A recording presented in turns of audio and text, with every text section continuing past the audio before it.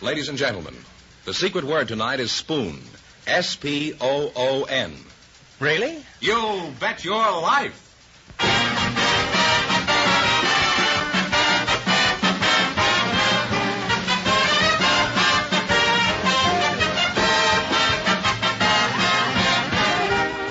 The more than 3,000 DeSoto Plymouth dealers of America present Groucho Marx in You Bet Your Life, the comedy quiz series produced and transcribed from Hollywood.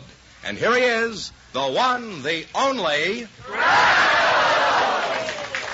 When you call me that, smile. Oh, that's me.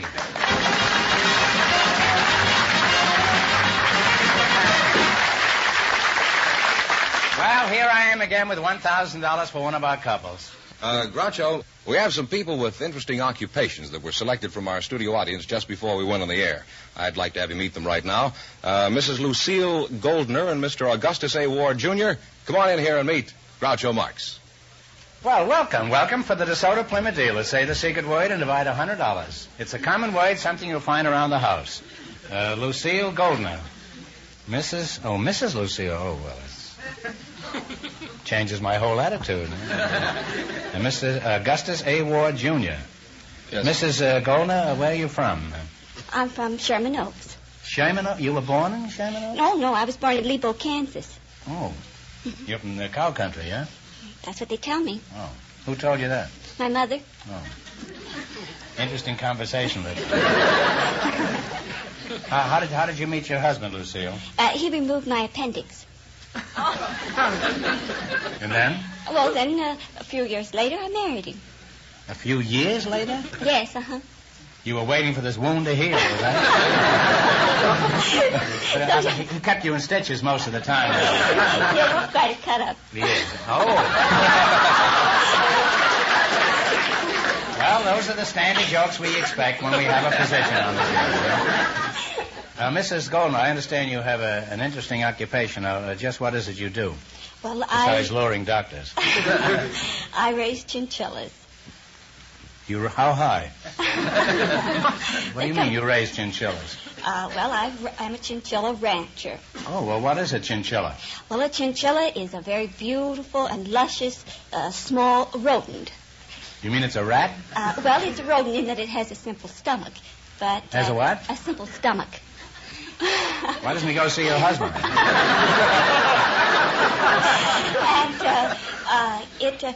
And it's very, has a very dense fur. It has between 80 to 90 to 100 hairs out of each hair follicle, whereas you only have one. And so, of course, you can see the... Let's keep this on an impersonal basis. I don't mind you describing a rat, but don't include me in it.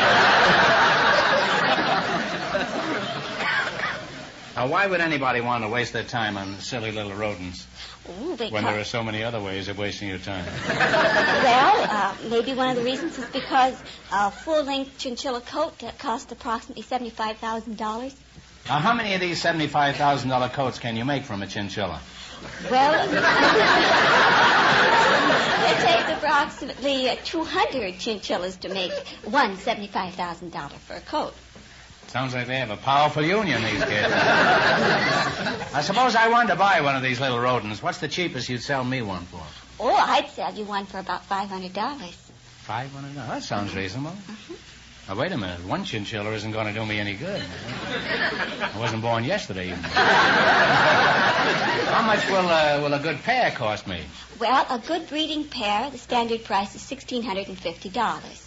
Apparently these chinchillas weren't born yesterday either. Now, Mr. Augustus A. Ward, that's a pretty highfalutin name, isn't it? What is the A for? I hate to say, sir, it's Afton. Now, what should I call you, Augustus? Should I call you Gus? No, sir, call me Jerry. It's my nickname. Your nickname is Jerry, eh? Yes. Well, that's good enough for me, Tom. Now, Gus, what sort of work do you do? I'm dropped by parachute into forest fires to fight fire, sir. Oh, some people are born lucky, aren't they? They just fall into those soft gravy jobs. You drop into fires? What kind of a job is that? They call us smoke jumpers, sir. Oh, smoke jump. I used to smoke jumpers. And I switched to cigars. Half the time I can't tell the difference. The jumpers taste a little better, that's all. Now tell us about smoke jumping. For example, why do they have to drop you by parachute? Well, the main reason is, sir, is they drop us where they can't get to the spot where the mobile unit cannot get to, or by foot. In addition to smoke jumping, what other soft jobs have you done? Deep sea diver, sir. Well, could you tell us something about your diving experiences? Have you had any close calls while you were submerged? Yes, sir. I was submerged under mud out in San Pedro, 8 feet of mud over me. And this time I got stuck in the mud, and there was another barge about 25 yards away that was diving, and there was a girl aboard, and she came down and pulled me up. Later become my wife. And you've been stuck in the mud ever since? Well, I must say you're an unusual couple, and I must say that because it's true. And Augustus Afton Ward, Jr., I wish you the best of luck in the work you're doing. Now, in just 1 minute, you're going to play You Bet Your Life for a chance at the $1,000 question. Right now, here's something of particular interest to everybody. Everywhere, folks are talking about the beautiful new 1952 DeSoto. The car designed for you and your budget, too. And when you get behind the wheel of the 1952 DeSoto, you'll be talking, too, about those big, wide doors you walk through instead of crawl through, and that roomy, uncrowded interior where you sit naturally. You relax in seats that are chair high. You'll be talking about the DeSoto Oriflow shock absorbers that give you one of the smoothest rides you've ever known. About DeSoto waterproof ignition that gives you sure starting in even the dampest weather. And how you'll like those famous DeSoto safety rim wheels because of the protection they give your family in case of blowouts. Sure enough, from every standpoint, the exciting new 1952 DeSoto is designed for you and your budget, too. So don't wait. See it today. Ride in it.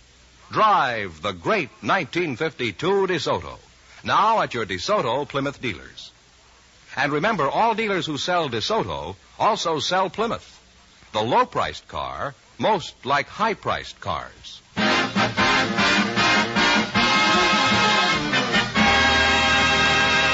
Now let's see how you work together as a team. George, explain the rules.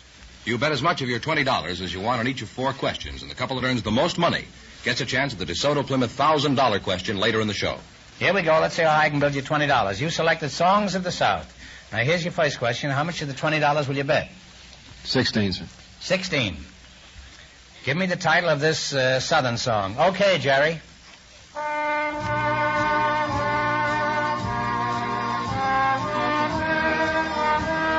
Oh, Kentucky Home. Oh, Kentucky Home is right. Poor Jerry doesn't get a chance to play. Well, you're off to a great start. You have $36. Remember, you're going for $1,000 tonight. How much of the $36 will you bet this time? $35.50. $35.50. What's the name of this Southern song?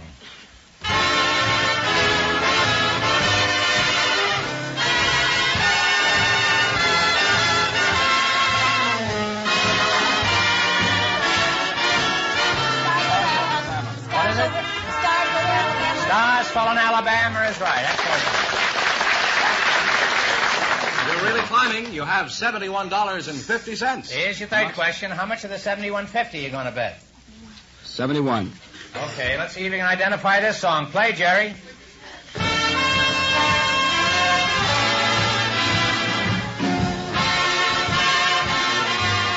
George on my mind. George Around My Mind is right. Well, you're really climbing. You have $142.50. And this is your last chance to beat the other couples. What are you going to go for? All of it. Okay, what's the title of this song? Texas in the heart of Texas. Deep in the heart of Texas. Put it there. And you wind up with a grand total of $285.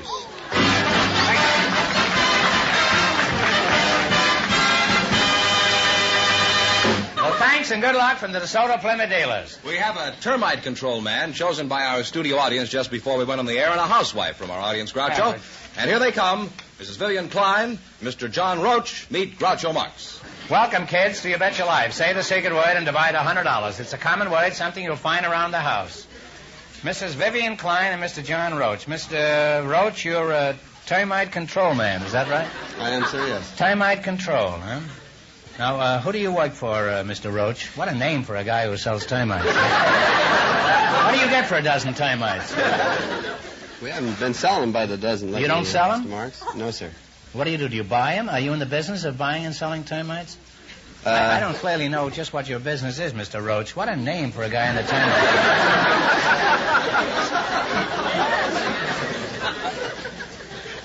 Well, who do you work for, Mr. Roach? I have my own place of business. Oh. And Mrs. Vivian Klein, you're a housewife? Yes. Where were you born? And a grandma, too.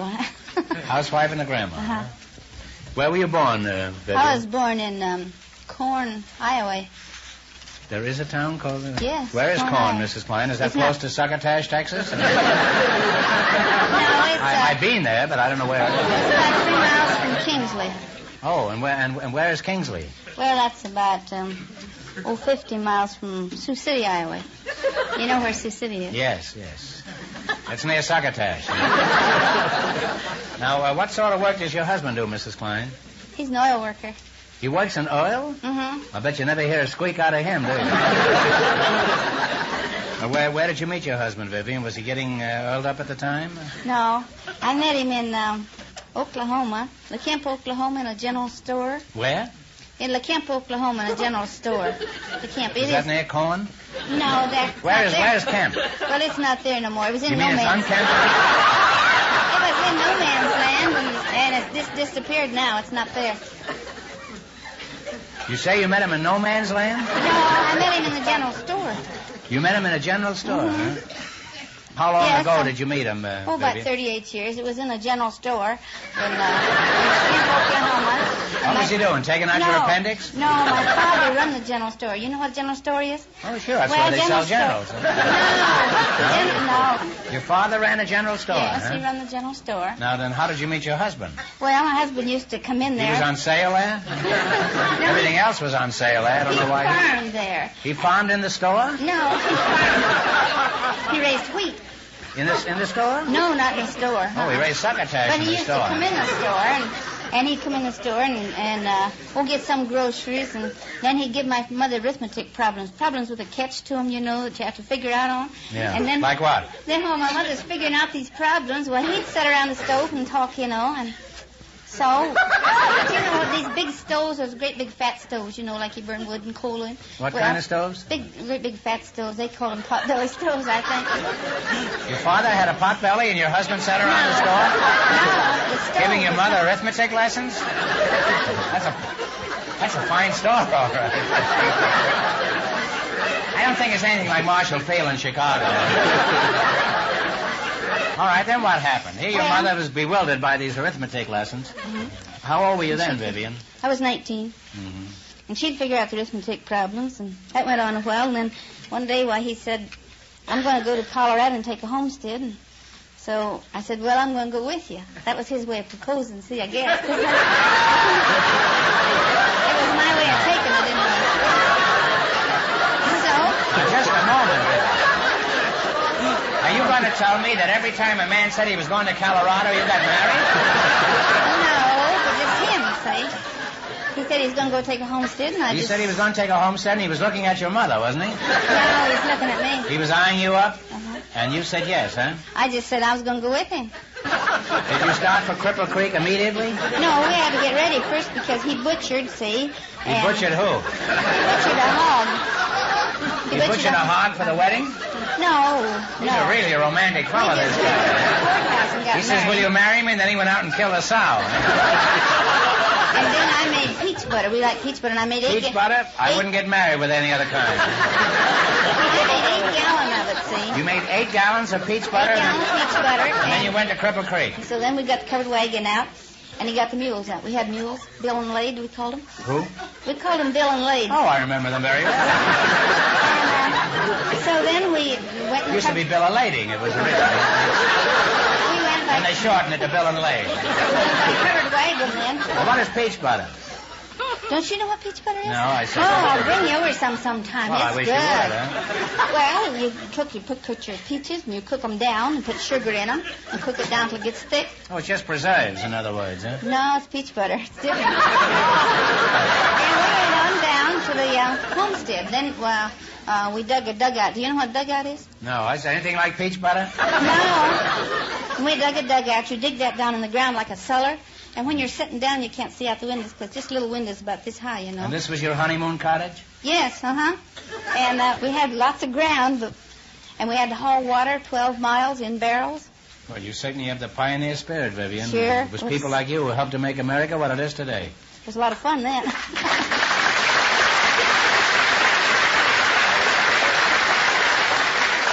Now you're going to play You Bet Your Life. You beat our other couples, and you'll get a chance at the $1,000 question. I can't tell you how much you have to win, but Mr. Fenneman is going to remind our listeners. The Chinchilla Rancher and the Smoke Jumper won $285. And the secret word is still spoon. Let's see how high I can bet you $20. You selected slang expressions. Is that right? Mm-hmm. Here's your first question. How much of the $20 will you bet? 16. $16. What is the expression which, when translated literally, means to plunge headlong into the water, but in slang means a cheap cabaret? A dive? A dive is right. And you're on your way with $36. Remember, you're going for $1,000 tonight. How much of the $36 will you bet on your second question? 32. Mm-hmm. 32. All right. What is the expression which means a male deer, but in slang means $1? A buck. A buck is right. You now have $68. Here's your third question. How much of the 68 are you going to try? 68. 68? The whole 68? Okay.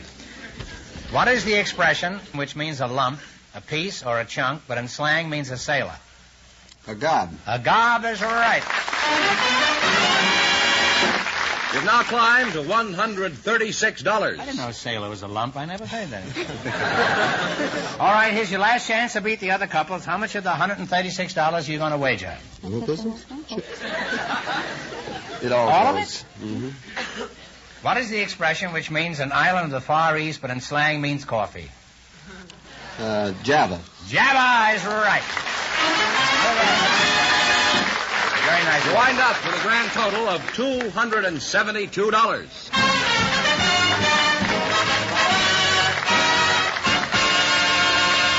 Thanks and good luck from the DeSoto Plymouth dealers. Groucho, I saw a piece in the paper about an unusual college student, so I asked him if he'd join us tonight. And here he is, Mr. Bush Manson and his son, Bush Manson Jr.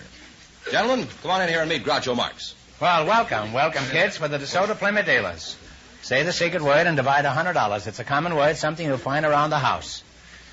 Bush Manson Sr. and Bush Manson Jr., eh? Father and son, eh? You're both so young looking, I'm not sure which is which. Which one of you is the old man? He is the one with the mustache.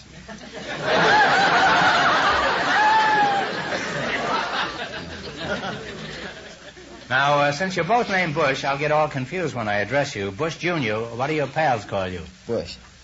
Bush. Okay, I'll go the other way. Bush Sr., what do your friends call you? Bush. You're looking at a man who's going to make an appointment with a psychoanalyst first thing in the morning. I'll be on that couch by 9 o'clock. Peach butter or no peach butter?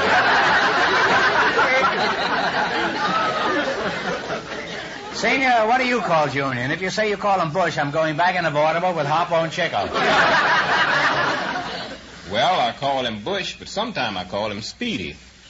Well, thank heavens. One Speedy in the hand is worth 2 Bushes in the bird. How old are you, Speed? 14.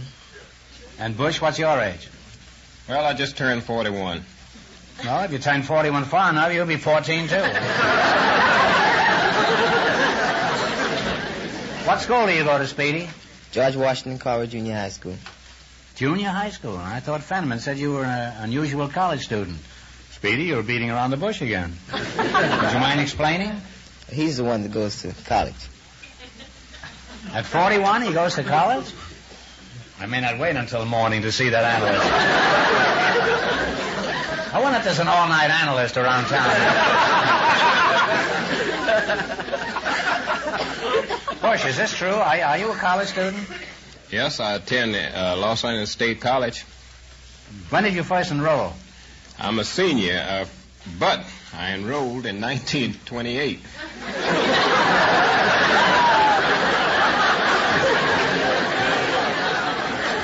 Bush, you've been in college for 24 years. Well, nowadays, that's about par for the course, isn't it? How come you've been that long in school?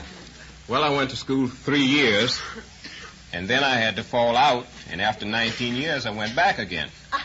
You were absent from school for 19 years? Imagine the excuse he brought his teacher. Dear teacher, please excuse Bush for being absent. He overslept.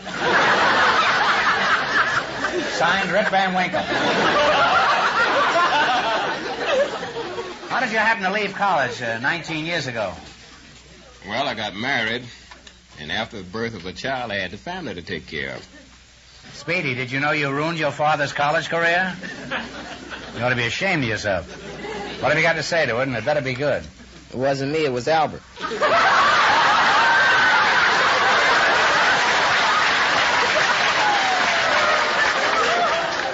A likely story. And an old one, too. It wasn't me, it was Albert.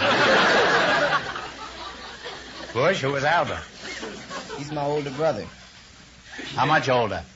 He's 17. Well, give him my regards, will you? Do you have a job in addition to your college studies? Yes, I work, 7 days a week. Drive a produce truck 6 of those days, and over the weekend, I work as a playground director, assistant playground director. He's quite an amazing man, this fellow.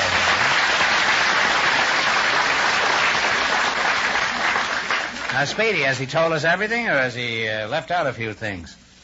Well, he plays football for L.A. State. Now, wait a minute, Bush. Is this true? Do you play football at the age of 41? Well, I played on L.A. State's varsity. I should have known that's the only thing that could keep a man in college for 28 years. Aren't you pretty old for that sort of thing, Bush? Well, they tell me I'm the oldest collegiate football player in the country. Now, Speedy, is the old man pretty good with the football? Yes, he is. He played national championship for 3 years. Well, practically all-American Negro football player, huh? Yes.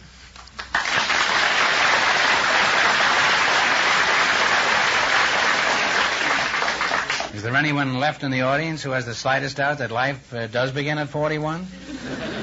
This would have been very interesting. And I know about 41 because I started there 3 times myself. Now you got to play You Bet Your Life. You beat our other couples, you'll get a chance at the $1,000 question. I can't tell you how much you have to win, but Mr. Fenneman is going to remind our listeners. The Chinchilla Rancher and the Smoke Jumper still lead with $285. The secret word is still spoon. Here we go. Let's see how high I can bid you $20. You selected farm animals and birds. Here's your first question. How much will you bet? $10. $10? Yeah. All right. What is a leghorn? A chicken. A chicken is right. Well, you're off to a good start. You have $30. Remember, you're going for $1,000 tonight. How much of your $30 will you bet on your second question? You still go 10. 10. What kind of an animal is a Poland China? Poland, China.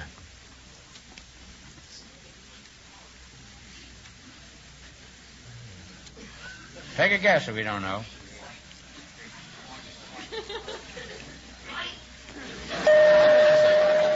Duck, isn't it? No, they gave you the wrong oink. It's a pig, huh? You now have $20. Now you have $20. All right, here's your third question. How much will you bet? Up to you. How much you going to bet? $15. $15. What is a palomino? Palomino's a horse. Is a horse is right. You're climbing again. You have $35. $35 is your last chance to beat the other couples. How much you going to go for? 25. What is a Hereford? Is a cow. A cow is right. And you wind up with $60. And that means the Chinchilla Rancher and the Smoke Jumper with $285 in just 1 minute get the chance at the DeSoto Plymouth $1,000 question.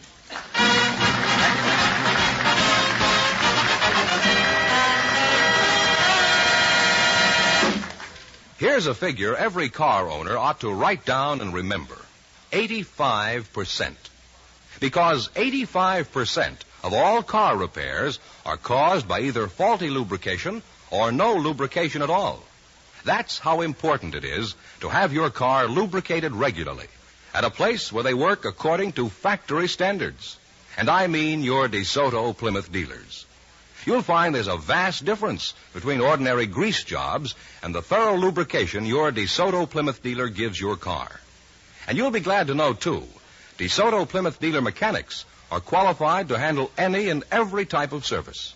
They're not only well-trained, they have the experience and skill, plus the most modern tools and equipment, and the right factory-approved parts. So, for a first-class lubrication job, or any kind of repair, take your car where you see the famous sign of better service, the friendly sign of a DeSoto Plymouth dealer.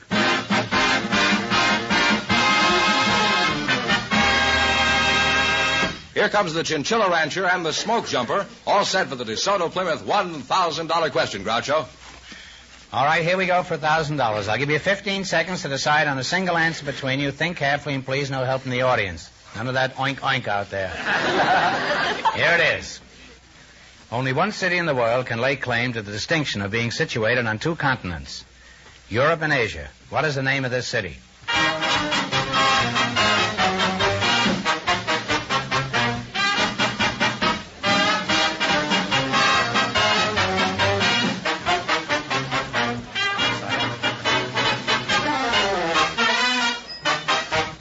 All right, what's the answer you two have decided upon?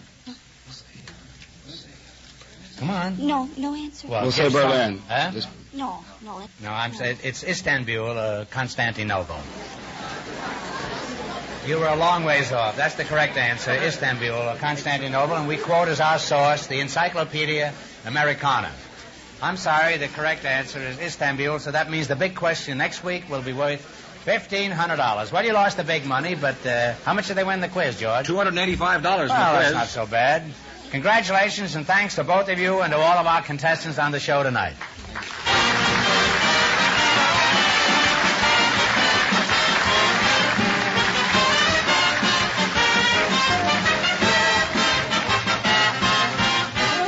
Be sure to tune in again next Wednesday night at the same time for the Groucho Marx Show, when the big question will be worth $1,500. And don't miss Groucho's television show, also presented by the DeSoto Plymouth Dealers of America. And remember, all dealers who sell DeSoto also sell Plymouth. 2 great cars, both products of the Chrysler Corporation. And when you drive in, tell them Groucho sent you. Good night, folks, and remember, see the 1952 DeSoto.